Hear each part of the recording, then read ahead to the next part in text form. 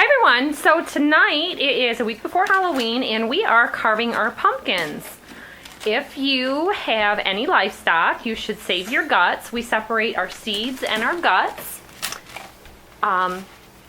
We roast the seeds for ourselves, which the chickens really like them and enjoy them too. And you can also save them for seed stock for next year.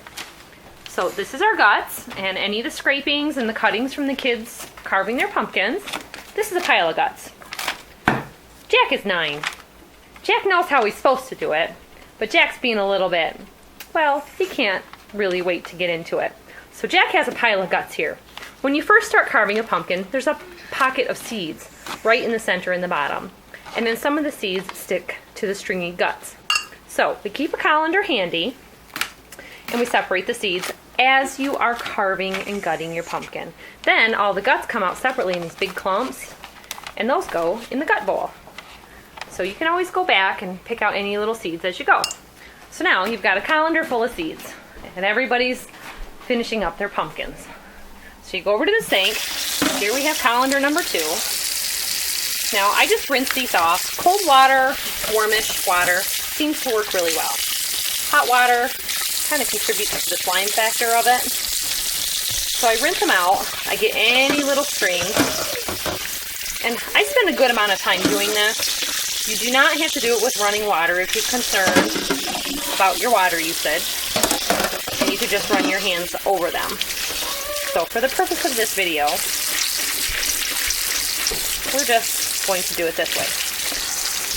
So once you've got them all rinsed, take your colander full. No strings and no guts attached. So take a minute, sort that kind of stuff out. Roasted pumpkin pieces probably would taste fine.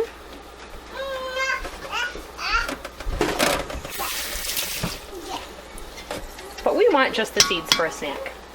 Now, if you're into the health of your family, I want you to know that pumpkin seeds are very high in zinc.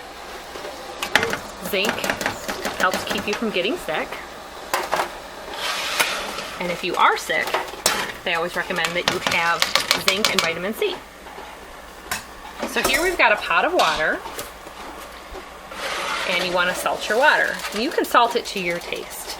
Now, kind of whatever is, I've never measured it, I've just always shaken a little bit in, because it's different all the time. Now it's getting a little warm. You're going to want to boil these. Not a rolling boil, so I'm going to turn this down a little bit because now my water's hot. This is going to boil for 20 minutes. So we're going to let this sit here and cook them, and I'm going to go back and separate Jack's seeds for him so they can go in the pot. Okay, so as I'm doing this without a tripod, this is a two-handed job, so I have drained off in my colander the hot water from the boiling pot, and you can do this on sprayed pans. I like to use the parchment paper just so that you don't get sticking. It also helps to prevent some over browning. So in a single layer, you want to spread out your seeds. And this is 4 pumpkins worth of seeds. So I always like to do at least 2 pans, depending on how many you get. And keep in mind, if you were going to do the seed saving, you would not boil those seeds. So we have left some of those after the rinsing in reserve for that. Now these will go in the oven, and I believe I have it for... Okay, so now these are ready to go into the oven, 350 for anywhere from 30 to 40 minutes. Now, if you have a thinner layer, obviously less time. If you have a thicker layer, more time. Fill them in as heavy as you want. You just want to still keep it a single layer. So to help keep it a single layer, you can pat the seeds out, and then they'll roast real nicely. And then you can just store them in mason jars to snack on. So in the oven they're going to go.